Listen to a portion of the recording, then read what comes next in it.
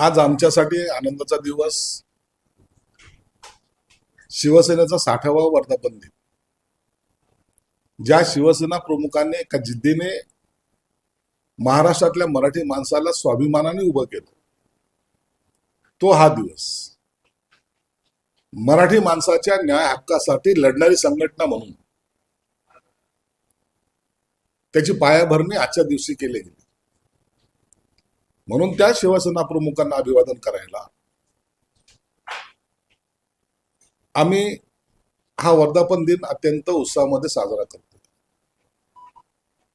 शिवसेना प्रमुखांनी घेतलेले किंवा दिलेले विचार, त्या विचारधारेवर आधारित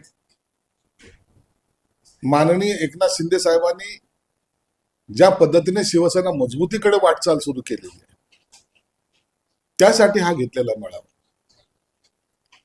आम्ही शिवसेना प्रमुखांचे विचार जपण्याचा प्रयत्न करतोय. त्यांनी जे काही कधी आयुष्यात ज्या तडजोडी केल्या नाही, काँग्रेस किंवा राष्ट्रवादी बरोबर कधी गेले नाही, त्या तो धागा पकडून आज शिवसेनेचं मार्गक्रमण होतंय. हा एक आमचा भाग आहे. दुसरीकडे उबाटाचे लोक मेळावा घेत आहेत. मी पहिल्यांदा अशी जाहिरात पाहिली की या मेळाव्याला कोण येतोय, तर एक कवी येतोय, अनेक स्टँडअप कॉमेडियन येतोय, आपण आवर्जून यावं. पक्षामध्ये जी काय कॉमेडी चालली ते काय कमी पडलंय का? आणि पक्ष कुठे चाललाय नेमकं आम्हाला तरी कळायला मार्ग नाही. म्हणजे 6 खासदार, आता विचार करा की त्यांच्या बरोबर असलेले हजारो कार्यकर्ते बरोबर गेलेत का 6च गेलेत? याचं खरं तर दुःख किंवा त्याच्याबद्दलचं मनस्ताप व्हायला पाहिजे. परंतु काही झालं, कार्यकर्त्यांना हसत राहा, माझे टोमणे आता तुम्हाला सहन होत नाही म्हणून मी कॉमेडियन बोलवलाय. अशा प्रकारचा मेळावा घेणं हे कितपत योग्य आहे? त्या ग्रीसच्या राजाचं कधीतरी ऐकलं होतं की ते रोम जळत होता आणि तो व्हायोलिन वाजवत होता. तीच पद्धत या महाराष्ट्रामध्ये उबाटाची झाली. एक त्यांचे प्रवक्ते आहेत, ते काय बोलतील हे त्यांनाच माहित नाही. आता हे दुसरे आज जो मेळावा घेणार आहेत त्याच्यामध्ये काही असणार आहे. जे पक्षाचे सिनियर नेते आहेत ते कुठेतरी साईडला असे बसलेले तुम्हाला पाहायला मिळतील. हे स्टँडअप कॉमेडियन येतील, कॉमेडी करतील, हे टोमणे मारतील. मेळावा संपन्न झाला, शिवसैनिकाचा उत्स्फूर्त प्रतिसाद. अशा प्रकारचा तो आजचा मेळावा आहे. म्हणून शिवसेना प्रमुखांचे विचार ज्यांनी विकलेत, ज्यांनी सोडलेत, त्यांचा मेळावा आणि निष्ठावंताचा म्हणून आमचा मेळावा, हा दोघांमधला फरक आहे. आणि मला वाटतं आजचा मेळावा हा आमचा दणदणीत एक जागृत हिंदुत्व घेऊन आम्ही पुढे चाललोय. महाराष्ट्र याकडे फार आशेने पाहतात, महाराष्ट्राची जनता पाहते. म्हणून आम्ही आज आनंदात वाजत गाजत त्या मेळाव्याला हजर राहणार आहोत. 2 शिवसेना जागा दोन्हीचे महाराष्ट्रात वाढले, संख्याबळ वाढलं, पण दबदबा काही वाढू शकला नाही जो दबदबा पूर्वी होता. आता दबदबा कसा राहील हो? यांचा दबदबा कसा राहील? विचार करा ना, किती दुर्दैवी आहे. काल पक्ष फुटतोय आणि स्टँडअप कॉमेडियनला बोलून एक हास्य जत्रा तिथं निर्माण करतायत. म्हणून पक्षाचं अस्तित्व काय, आता हे शिवसैनिकच चिंतेत आहे की यांना काय झालंय काय. मग यांना काही घेणं देणं नाही तर आपल्याला काय घेणं देणं? या भूमिकेमध्ये कदाचित कार्यकर्ता असावा. नाही, प्रश्न असा आहे सर की शिवसेनेचे 2 गट झाले, तुमची शिवसेना, ठाकरेंची शिवसेना, बरोबर.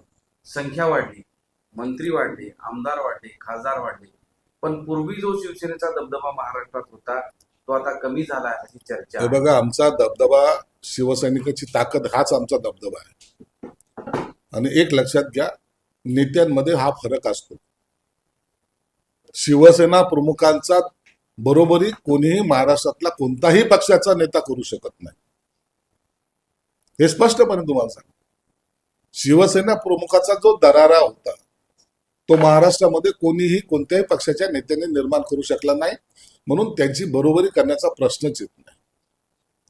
आमचा पक्ष, आम्ही ज्या पद्धतीने आता प्रगती करतोय, ज्या पद्धतीने पुढे जातोय, हा दबदबा नाही तर लोकांचा विश्वासावर जातोय. म्हणून आम्हाला दबदबा निर्माण करण्यापेक्षा लोकांचा विश्वासात संपादन करणं हे महत्वाचं वाटतं. अजूनही हे लोक मुंबईत नाही, मंत्रिपद कोणाला द्यायचं यावर वाद सुरू आहे. मंत्रिपद एकाला मिळेल आणि उरलेल्या 5 जणांना 25 कोटी दिले जातील, रात्री डील झाली असं संजय राऊत म्हणतात.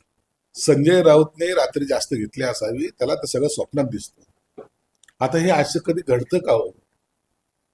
कुणाला मंत्रिपद द्यायचंय, कुणाला 25 कोटी द्यायचे, हे काय याच्या कानात कुणी येऊन सांगतंय का?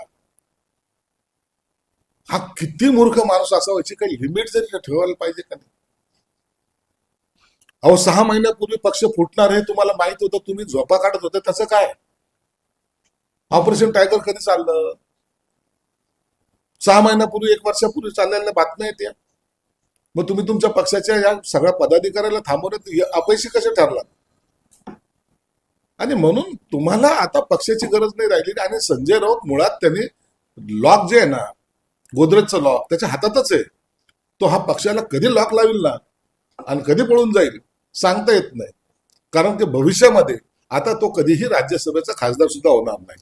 तर एक असं आहे की चंद्रकांत खैरे काल असं म्हणाले की मराठवाड्यातला एक कॉन्ट्रॅक्टर आहे, त्यांनी हे सगळे पैसे दिले आणि हे सगळं जमवून आणलं. म्हणजे आता ते मराठवाड्यातला कॉन्ट्रॅक्टर कोण असं आहे? 600 कोटी रुपये जबाबदारी. आता कोण कॉन्ट्रॅक्टर त्याचं नाव घेतलं पाहिजे ना, कोणतरी असेल तर सांगितलं पाहिजे.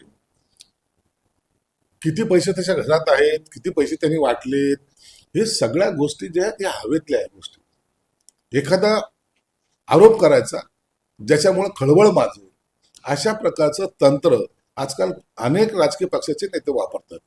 साहेब, रोहित पवारांचं आहे निदर्शन, एका खात्यात 85 कोटी रुपये झाली आणि विकास निधीतून 250 कोटी चालू केलं. आता या महाविकास आघाडीच्या सर्व नेत्यांनी एकत्र बसावं आणि एक आकडा ठरवून घ्यावा. लोक कन्फ्युज आहेत हो. संजय राऊत एक आकडा सांगतो, रोहित पवार एक आकडा सांगतो, ते बाकीचे आणखीन काही प्रवक्ते ते वेगळा आकडा सांगतात. यांना माझी विनंती राहणार, तुम्ही एका ठिकाणी या, बसा आणि एक आकड्यावर ठाम राहा. मग कोण खरं बोलतं कोण खोटं बोलतं हे कळलं तरी खरं. ज्यांना माणसं जपता येत नाही ते आकड्याची बोली बोलतायत. म्हणून याच्यावर आता लोक विश्वास ठेवत नाही. राज्यातलं पोलीस खातं गद्दारांच्या संरक्षणासाठी आहे का? जे येणार आहे त्यांना पोलीस संरक्षण लावणार आहे, स्वच्छ आहेत ना ते, मग कशाला पोलीस संरक्षण? तेच तो राऊत. राऊतला पोलीस संरक्षण कशाला पाहिजे हो? नाही, जे येणार राऊतला पण का दिलंय? मग बाकी इतर जे नेते आहेत त्यांना का दिलेलं आहे? त्यांना कोणी चिमटाही काढणार नाही अशांना सुद्धा पोलीस संरक्षण दिलेलं आहे खात्याने. पोलीस संरक्षण देण्याची एक पद्धत असते, हे ज्यांनी सत्ता भोगलं त्यांना सुद्धा कळलेलं नाही. हे महाराष्ट्रात खरं तर दुर्दैव आहे.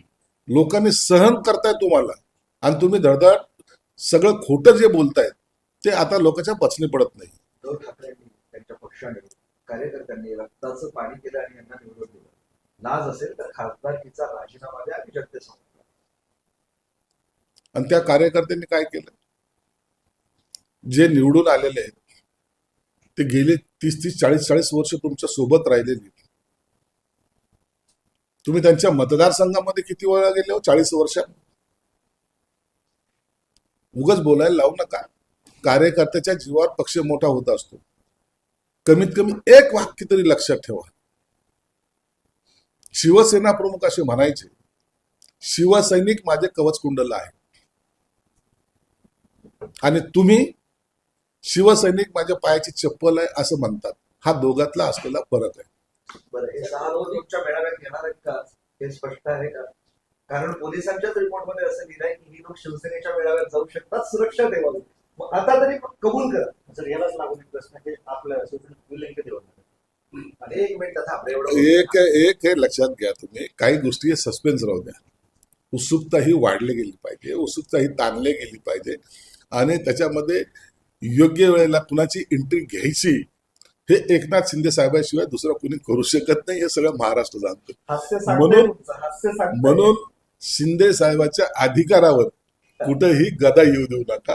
त्यांचा निर्णय त्यांना घेऊ द्या. साहेब, या मोदी- सहा खासदारांना असा आरोप केला होता की त्यांची शिवसेना सेना ते काँग्रेसमध्ये विलीन होणार होते, म्हणून आम्ही इकडे जाण्याचा निर्णय घेतला असं म्हणणं आहे त्यांचं. काँग्रेसमध्ये उभाटा ही 2019लाच विलीन झालेली आहे. तुम्ही पाहत असाल ज्या मातोश्रीवर इतर पक्षाचे नेते येत होते, पार राष्ट्रपती पदाचे उमेदवारापासून ते राज्यसभेच्या सदस्यापर्यंतचे लोक जेव्हा निवडणूक असायचे तिथे येत होते. आता गेल्या 19 पासून पद्धत बदललेली आहे. हेच लोक आता कधी सिल्वर वोकूला जात आहेत, हेच लोक कधी त्या राहुल गांधीच्या भारत जोडो यात्रेमध्ये सामील होत आहेत, हेच लोक दिल्लीला जाऊन सोनिया गांधीला शुभेच्छा देत आहेत. म्हणून ही उभाटा ऑलरेडी काँग्रेसमध्ये झालेली आहे आणि ते ह्या खासदारांना किंवा इतर कार्यकर्त्यांना आवडत नाहीये, म्हणून त्यांनी पक्ष सोडला. ही बात तेवढी सत्य आहे. पण रोष दिसतोय, म्हणजे धाराशिवमध्ये दिसलेला आहे, त्याच्यानंतर हिंगोलीमध्ये जातो किंवा असं परभणीत आहे. अहो, पक्ष म्हणजे काही असं एखाद्या वेळेला एखादा कार्यकर्ता गेला किंवा एखादा पदाधिकारी गेला, एखादा खासदार गेला, आमदार गेला म्हणजे पक्ष संपतो अशातला कोणताही विचार आमच्याही मनात नाही ना. 5-25 कार्यकर्ते असतात, आपल्या पद्धतीने घोषणा देतात किंवा पक्षातर्फे त्यांना करायला भाग पाडले जातात आणि म्हणून त्यांनी केलं म्हणून इतका काही आगडोम उसळला आहे आणि आता काहीतरी दंगली चालू आहेत अशातला कोणताही भाग नाही. त्या बिचाऱ्याने त्यांचं काम केलं, घरी गेले पक्षाचा आदेश म्हणून. मोदींनी ट्रम्पला आज सांगितलं की सिंधुदुर्गचे 40 आमदार तुम्हाला समुद्र असं संजय राऊत. आता हा पागलपणाचा कळस एक निघाला. तो ट्रम्प कुठं, हा संजय राऊत कुठं, महाराष्ट्र कुठं. अरे नालायकांनो, राजकारण करताना कमीत कमी चांगले वाक्य तर वापरा. तुम्हाला काय बोलायचं एकदा ठरवून तर घ्या. आता ट्रम्पचा आणि तुमच्या खासदार फुटीचा काय संबंध आहे रे बाबा? तुम्ही खरं तुमचा इलाज करून घ्या. आता तुम्हाला त्याच्याशिवाय गत्यंतर नाहीये. नसता उबाटाचे लोक कुठे जातात, लंडन जात असतात ना, तिकडे एक फेरी मारून या, शांत डोकं करा, नंतर राजकारणाचा विचार करा. ते असंही म्हणतात की आमचे 6 लोक बाजारात उभे राहिले, त्यांची गोळी लावली आणि प्लीज. ते कालपर्यंत तुमच्या मांडीवर बसलेले ते त्या टायमाला चांगले होते, आज तर ताबडतोब बाजारात गेले. त्यांच्या जीवावर तुमचे दुकान चालू होते ते तुम्ही विसरला. त्यांचा बाजार तुम्ही मांडला होता ते तुम्ही विसरलात. आज स्वाभिमानाने ते बाहेर गेले, तुम्हाला त्रास व्हायला लागला. तुमच्या त्रासाला कंटाळून जे बाहेर गेलेत ना, त्यांनी तो योग्य निर्णय घेतलेला आहे.